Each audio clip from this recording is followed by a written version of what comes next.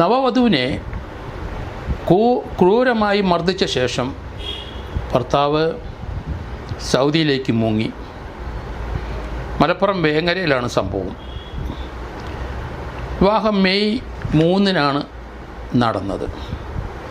6-ാം ദിവസം മുതൽ ഭർത്താവ് ഫായിസ് മർദ്ദനം തുടങ്ങി. ആ പെൺകുട്ടിക്ക് ഇപ്പം കല്യാണം കഴിഞ്ഞ് 6-ാം ദിവസത്തിലാണ് സൗന്ദര്യമില്ല എന്ന് പറയുന്നത്. അതിൻ്റെ നട്ടെല്ലിന് പരിക്കുണ്ട്, നടക്കാൻ ബുദ്ധിമുട്ട്, ചെവി അടിച്ചു പൊട്ടിച്ചു, ചെവി കേൾവി കുറവുണ്ടായി.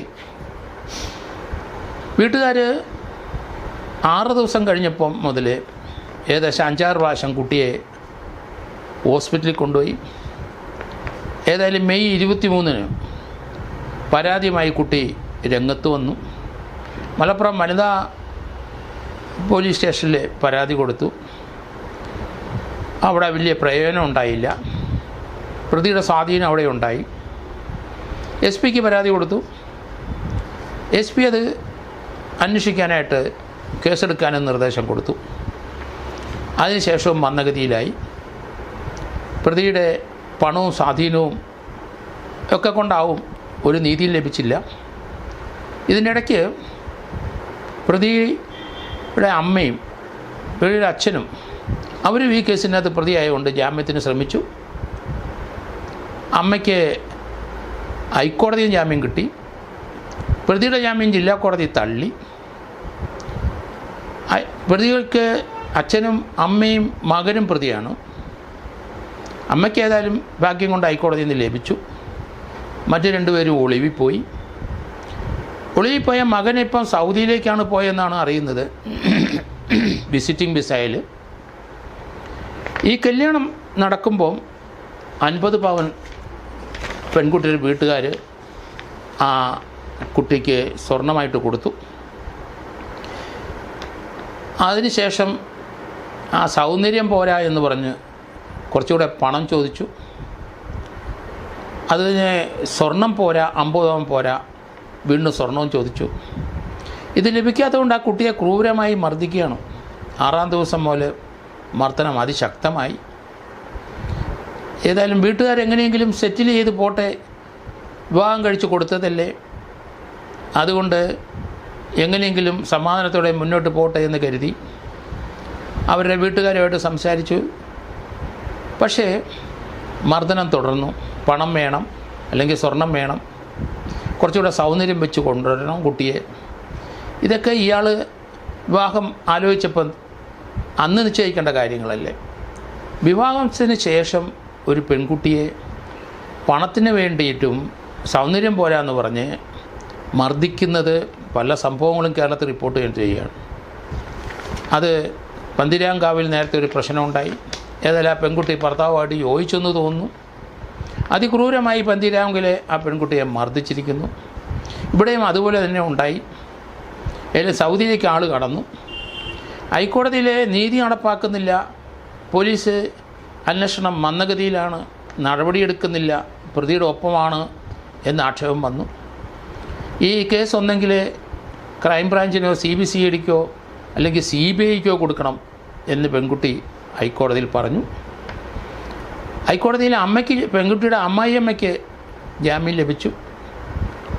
അവരുടെ ഭർത്താവ് അല്ലെ പെൺകുട്ടിയുടെ ഭർത്താവ് ഇപ്പോൾ ഒളിവിലാണ്. പെൺകുട്ടിയുടെ ഭർത്താവ് ഒളിവിലാണ്, ഭർത്താവിൻ്റെ പിതാവ് ഒളിവിലാണ്. എന്തായാലും ഈ ഒരു സംഭവം ആ വീട്ടിലേക്കാരുടെ ഇടയിൽ ചില പ്രശ്നങ്ങളുണ്ടായി. കാരണം ഇതിനകത്ത് പലരും ഇടപെട്ട് ഈ പ്രശ്നം തീർക്കാൻ നോക്കി, നടന്നില്ല. ആൾ ഗൾഫിലെത്തിക്കഴിഞ്ഞു. വേങ്ങരയിലെ അവിടുത്തെ പോലീസ് പറഞ്ഞു, ഞങ്ങൾ അന്വേഷണം നന്നായിട്ട് നടത്തി, അയാൾ ഇപ്പം വിദേശത്ത് പോയി, ഇപ്പം അന്വേഷണം ക്രൈംബ്രാഞ്ചിലേക്ക് മാറ്റിക്കൊടുത്തു, CBCID ആണ് അന്വേഷിക്കുന്നത്, ഇപ്പം ലോക്കൽ പോലീസ് അല്ല എന്ന് കോടതി പറഞ്ഞു. ആ പെൺകുട്ടിയുടെ ആവശ്യവും ഒന്നെങ്കിൽ CBCID അന്വേഷിക്കണം, അല്ലെങ്കിൽ CBI അന്വേഷിക്കണം. എന്തായാലും അതുപോലെ തന്നെ അന്വേഷണം മാറിയിട്ടുണ്ട്. CBCID അന്വേഷണം ഏറ്റെടുത്ത് കഴിഞ്ഞു. ഫായിസിൻ്റെ മുൻകൂർ ജാമ്യം ലഭിക്കാതെ വന്നപ്പം തന്നെ അയാൾ മുങ്ങി. ഏതായാലും മണവാട്ടി പെണ്ണിന് അല്ലെങ്കിൽ ഇതുപോലെയുള്ള സംഭവം ഉണ്ടായി അവരെ മർദ്ദിച്ചു കഴിഞ്ഞാൽ ഉടനെ ആൺകുട്ടികളെല്ലാം ഇന്ത്യ വിടുകയാണ്, അവർ വിദേശത്തേക്ക് പോവുകയാണ്, അവിടെ ചേക്കേറുകയാണ്. എന്തായാലും അതൊന്നും ഇവിടെ വിലപ്പോവില്ല, വിദേശത്ത് നാളെ കൊണ്ടുവരും. ആ കേസിനകത്ത് തീർച്ചയായിട്ടും അയാളെ അറസ്റ്റ് ചെയ്യും, റിമാൻഡ് ചെയ്യും.